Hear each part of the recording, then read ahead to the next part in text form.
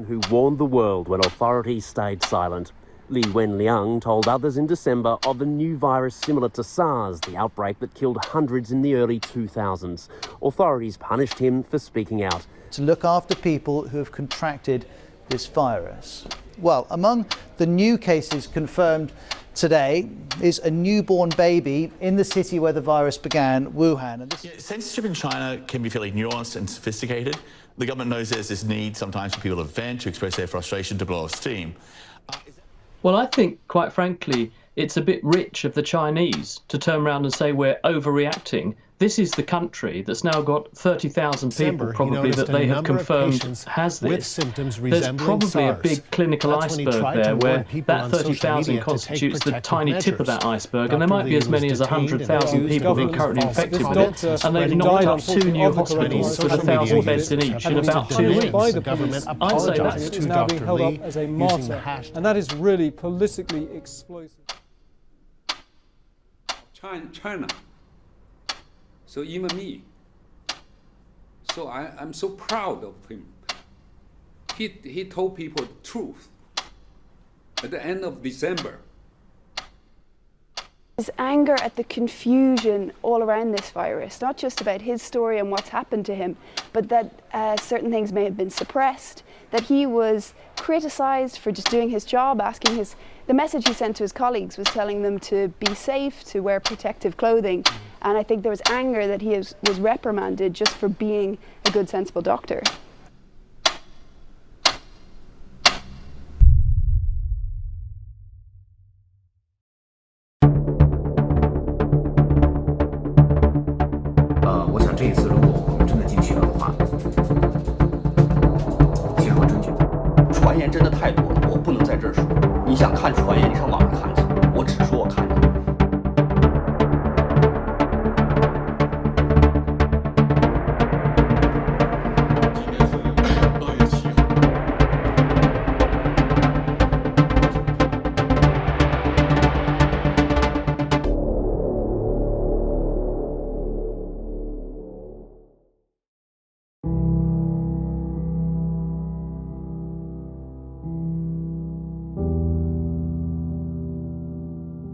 "2020 hasn't been the best year. From the death of a beloved sports icon, the complete devastation of many parts in Australia that have killed more than 3 billion animals, the killing of innocent men and women that have ignited protest all over the globe, America becoming fascinated by a mullet-wearing, gun-toting animal abuser who attempted to have a woman killed, and the entire globe having their lives changed or altered in some way or another from a virus. Since its earliest detection in late December of 2019, coronavirus has become a pandemic with numbers now surpassing 30 million cases and over 1 million deaths. With this has brought out the best and worst in people. Doctors, nurses, paramedics, and all those in the medical field are seen as heroes, to which they very much are, spending countless nights at work instead of going home to their families to avoid possibly giving them the disease, and also choosing to stay to continue helping those who are suffering.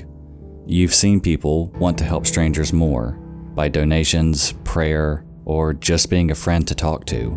It has also brought out the worst in people, as many have resorted to anti-Asian racism and xenophobia, looting, break-ins, people fighting over toilet paper for God's sake. On one hand, we have love and charity. On the other, we have selfishness and racism. And all of this is, of course, nothing new. But it has, at the very least, been inflated due to the ongoing pandemic felt across the world, which originated from Wuhan, China. Under nobody's direct fault, and no country can blame another for something that we as a species cannot see or always prevent. And if it wasn't for a handful of brave, selfless individuals from China, then the virus that has been felt on all corners of the globe could have gone unknown and undetected for who knows how long. One person that we can credit to informing the world of what was to come was a man named Dr. Wenliang, and how his sacrifice in putting the safety of others before his own led many to being aware of the virus.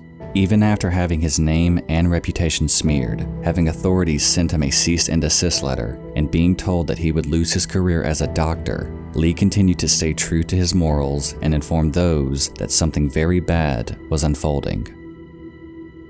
This is part 4 of the COVID conspiracy, the story of Dr. Li Wenliang.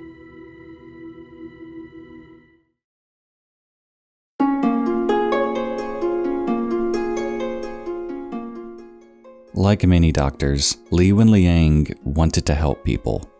Starting his career as an ophthalmologist in 2014, at the age of 28, Li was at the Wuhan Central Hospital, which would later go on to be known to the world as where the first case of COVID-19 was reported at. Up until December of 2019, Li had never gone against any system or structure. He was a normal, happy doctor who had a loving family and was both a father and husband.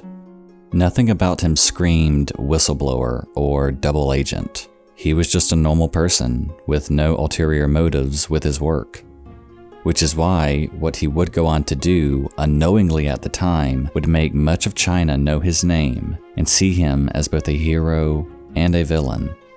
Someone who went against the system, regardless of the outcome for himself, giving the ultimate sacrifice in standing up for his beliefs and not taking the easy way out. And his story really began in late December, where he would come across a virus that had the potential to be a global threat. On December 30th, 2019, a report on patients from the hospital dealing with pneumonia from an unknown cause began being noticed by several doctors, one of them eventually being Li. The report stated that the patients all had symptoms similar to SARS, which had a devastating outbreak in 2002 through 2004. SARS stands for Severe Acute Respiratory Syndrome, labeling it as SARS-CoV-1. It went on to be labeled as an epidemic that infected 28 countries, infected over 8,000 people, and killed around 774. Knowing the severity of how bad it was, when doctors saw that these patients had what was very similar to that of the SARS outbreak, it caught many people's attention. No country wants to be responsible for a health crisis, let alone several in less than 2 decades. Doctors were quick to react and also keep quiet about the ongoing investigation into the virus. Li eventually got the report on the virus and began comparing it to that of the previously mentioned outbreak. Seeing that it was in fact SARS and had been confirmed by several other doctors, but it was different from the original virus. It had an unknown subtype, which meant that it was a different strain. And the unknown about this new strain is something that will never sit comfortably with any doctor or healthcare professional. All they could do is study it and see if the infection numbers begin rising. Little did Li or anyone else know at the time that what they were seeing were the starting numbers that in less than a year's time would have gone on to infect over 30 million people worldwide. What Li did next has been controversial to some. You have one half seeing it as Li being selfish and only looking out for his personal group of those close to him, where others saw it as him being smart and not screaming from a rooftop about a new virus and causing a panic. What I am referring to is when Li went on to his own personal WeChat group and informed several others of the virus and what the report said. This is what that group chat consisted of.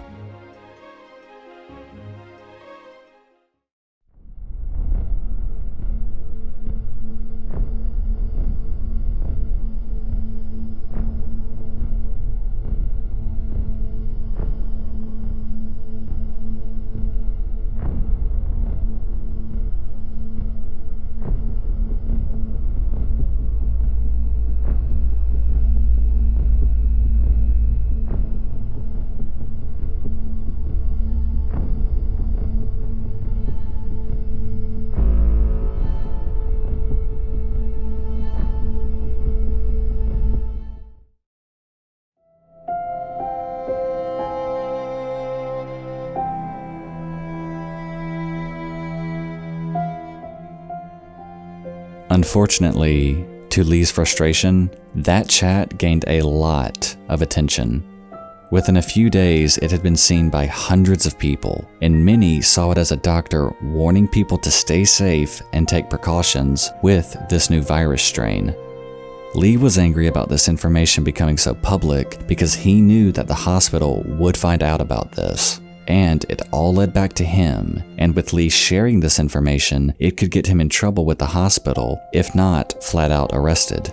By January 3, 2020, supervisors of the hospital and medical board summoned Li and reprimanded him for sharing private information about not only doctor-patient confidentiality, but also attempting to incite panic in the country, which was honestly not the case, as Li didn't even want the chat shared in the first place, and was for all intents and purposes simply giving those close to him a heads up. I realized that what he did can be seen as selfish, that he only wanted to protect a small number of people. Yet, at the same time, what he was doing made sense, because he couldn't just go around telling everyone that he saw about a new virus that was popping up.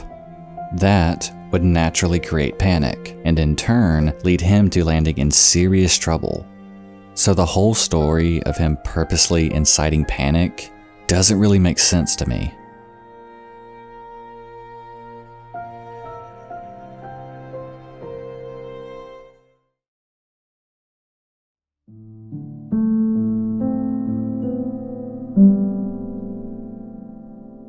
This is where things begin to get somewhat shady for Li's story.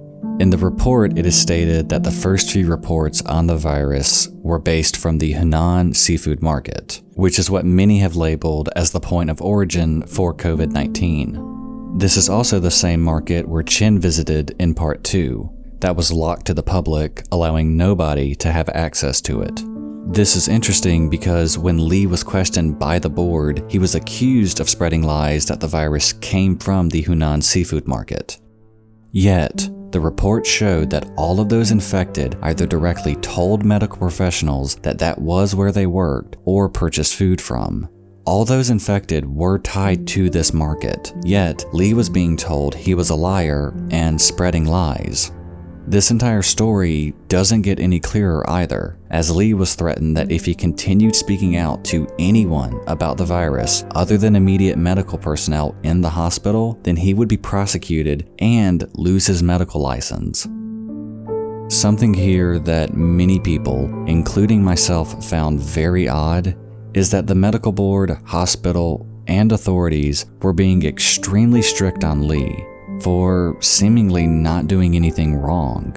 Yes, some could see where he messed up by disclosing patient information with others, but the levels at which he had been threatened to be both prosecuted and losing his license seemed way too overboard in terms of a punishment.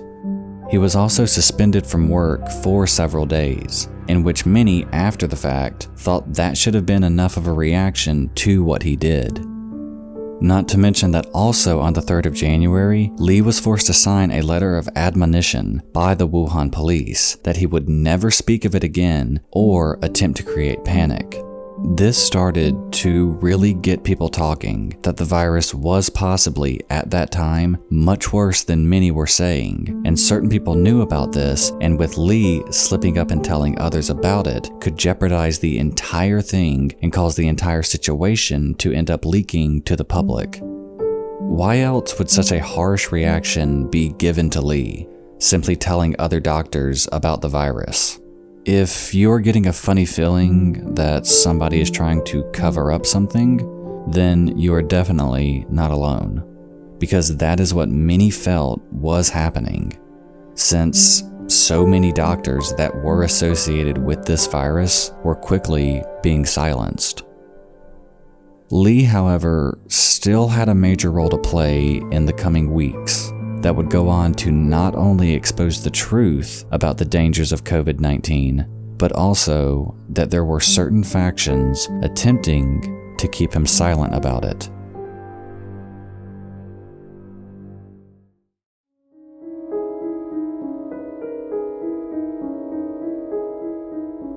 Li had a personal blog in which he would continue to talk about the ongoing things surrounding the virus, not being one to ever really keep quiet, especially if it was a health-related topic. His blog was eventually discovered by an Italian magazine called La Stampa, in which they went into detail surrounding what Li had experienced and what he thought would be good measures to protect yourselves from the virus. This information was seen as extremely useful to much of Italy, as in the starting days of the pandemic, Italy was ravaged by the virus, as I'm sure most of you are aware of. This further increased Li's publicity, and not in a good way. He was never in any of this to get fame or even attention. If anything, he wanted to remain a faceless person who was simply letting people know how to stay healthy and avoid catching this virus. China kept its eyes on Li, with many people in the country hearing talks of 8 rumored mongers in the healthcare field that were hyping up a virus to increase fear and panic. While it was never confirmed that Li was one of these 8, many people associated him with this group due to what happened with him and the leaked WeChat conversation. There are conspiracy theories out there that state the only reason these so-called rumor mongers exist was because they were made by the Wuhan police to be able to discredit those involved, so that if they were to say anything in the future, then nobody would believe them. Not giving the names of those 8 makes sense too, since nobody would know who they were. It would make anyone hesitant to trust whatever doctor or healthcare professional was saying, especially if it was about this new virus. At that rate, people would be so confused over the entire situation, they would simply refuse to pick sides and go on about their normal lives, increasing unawareness about the virus, thus in turn increasing infection rates. This is just a theory on the matter though, so take of that what you will. But what isn't a theory or a rumor is what happened to Li a few days later, that to many showed the true dangers of COVID-19 and how nobody was safe from it.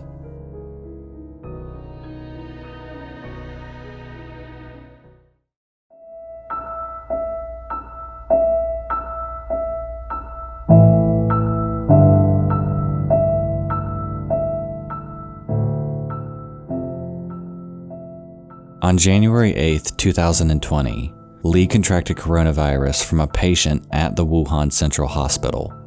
2 days later, Li began showing symptoms of having the virus, and it was later discovered that the patient he got the virus from was confirmed to be a storekeeper at the Henan seafood market.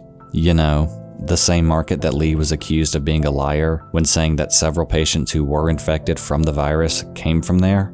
I'm not going to insult Li nor his family by making light of the situation and saying that it's ironic, because it's honestly sad and disgusting that people would try to discredit a doctor when they are informing others of a virus that could have originated from an area in which hundreds of people visit daily. A doctor risking his own health and career, not for attention, but to try to save people from an invisible threat.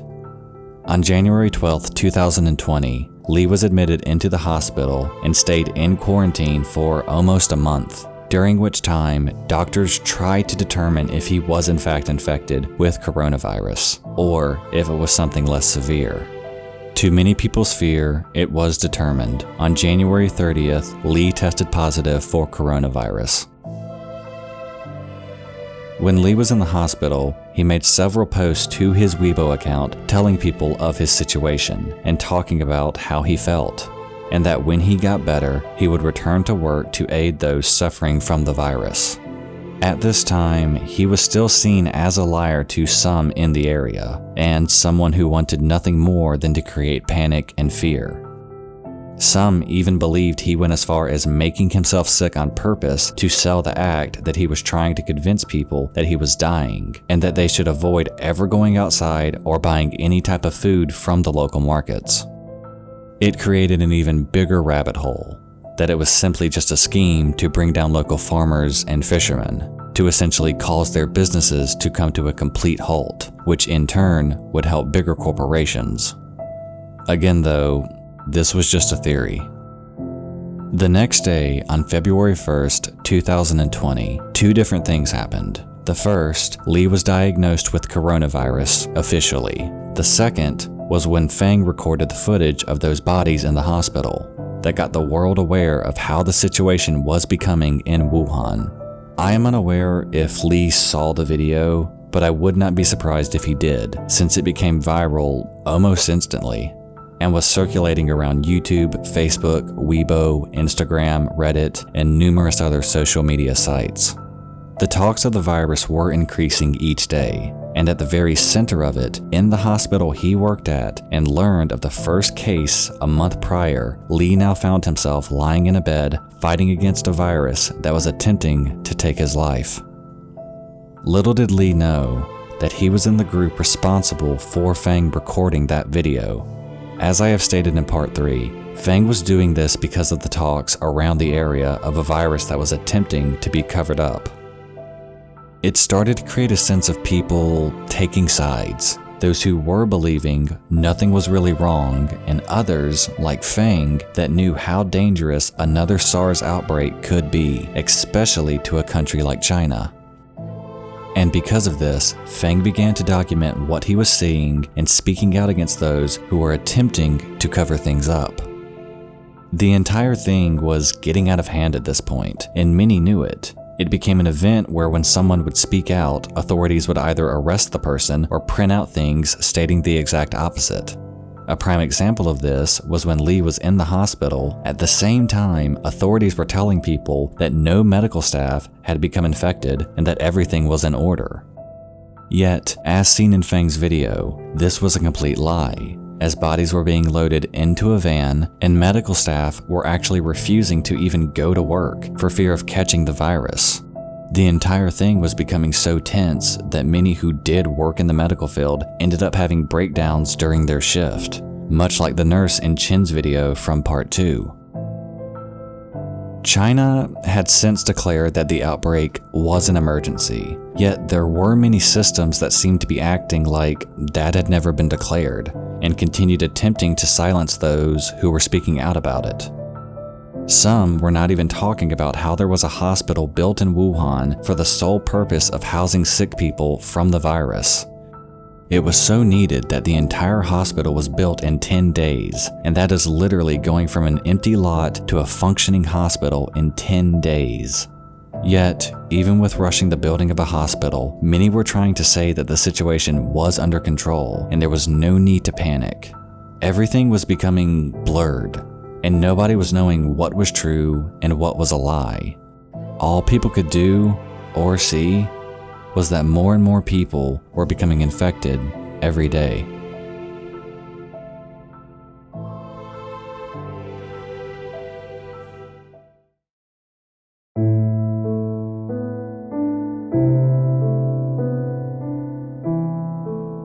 On February 7th, 2020, a day after Chen disappeared, Dr. Wenliang died from coronavirus.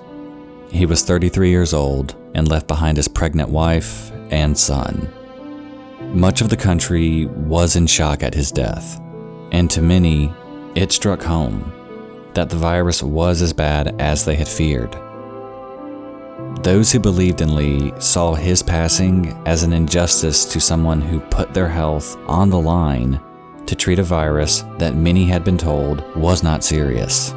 That even after being threatened legally and having his name thrown in the mud, that he still did not stay quiet about the seriousness of the virus and how bad it could have been. Li may not have realized it, but he started a movement that made the world aware of what would go on to become known as COVID-19, a pandemic that would change the way people on all corners of the earth live their life still to this day. During Li's final days, he made a huge impact on the world. When people began talking about the situation in Wuhan, a live stream was actually set up to give important updates on everything going on in the area, ranging from infection numbers, deaths, and breaking news. When Li died, more than 17 million people were watching the live stream when they were informed of Li's passing. Many responded with anger and sorrow. that a man who risked so much to inform people had fallen victim to something that should have been treated far sooner, and that he and numerous other medical staff should have been given better protective equipment to stay safe from those who were infected. Yet, when Li tried to do such a thing, he was met with anger and was told he was a liar and attempting to start a tasteless rumor. Li's death sparked a movement that he had already indirectly created to gain even more traction and support. The hashtag We Want Freedom of Speech gained over 2 million views and 5,500 posts in under 6 hours. Wuhan citizens placed flowers at Wuhan Central Hospital, where Li both worked and died, to pay tribute to him. The saying, "I blew a whistle for Wuhan tonight," ignited on the internet, where people turned off their lights for 5 minutes and then blew a whistle. This was seen all throughout Wuhan, and it didn't stop there.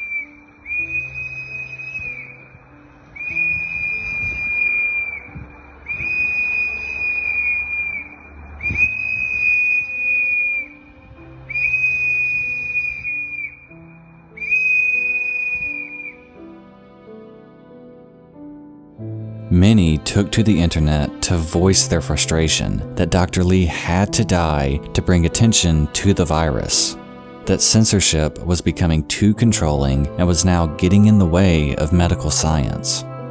The World Health Organization even sent out a tweet that they were deeply saddened by the passing of Dr. Li, and that he was an ordinary hero whose work should be celebrated. 2 days later in New York, in Central Park, a tribute to Li was made. All over the world, people were showing their support for the work Li did and sent condolences to his family.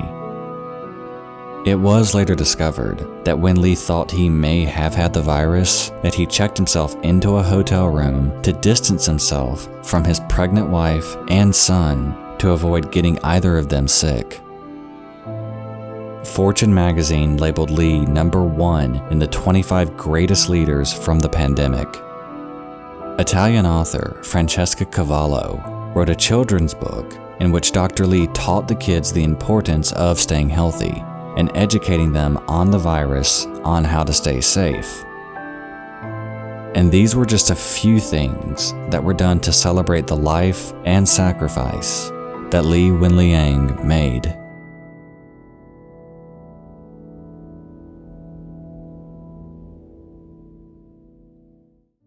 Dr. Wenliang, in a way, brought Fang, Chen, and Li all together. His vigilance in the face of those telling him to stay quiet led to a massive amount of people standing behind him, against government censorship and prosecution for speaking out about the truth. His actions led to Fang Bin wanting to get involved and show Wuhan that things were not safe, and that people should be taking very strong precautions.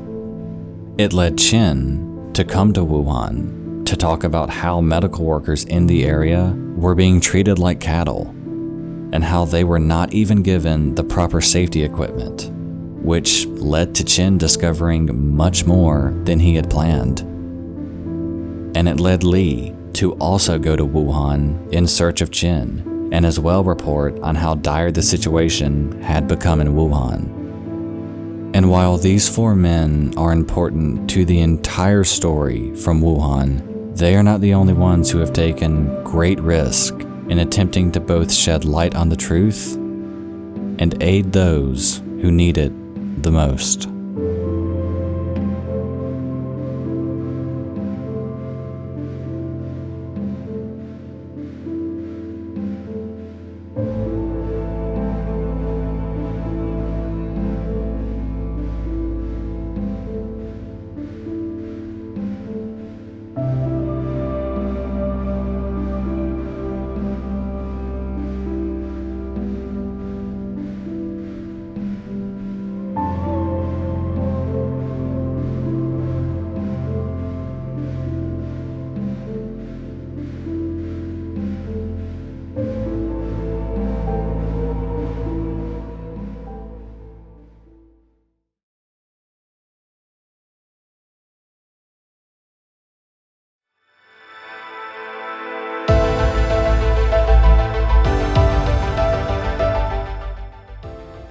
I hope you enjoyed this video, and this entire series. It has definitely been something I didn't think would be this deep, but I am glad more people are talking about it. Even if I contributed 1% to people learning about these men involved, it will honestly mean a lot to me. If you had any questions, feel free to sound off in the comments or email me here. I have it in my About section, but for some reason it's not visible to everyone, so I'm just going to start including it in the description box down below. Again, thank you all for watching this video and this entire series. I plan on doing more in the future, but for now, I'm going back to one topic per video, at least for a while, because my brain needs a break from coronavirus.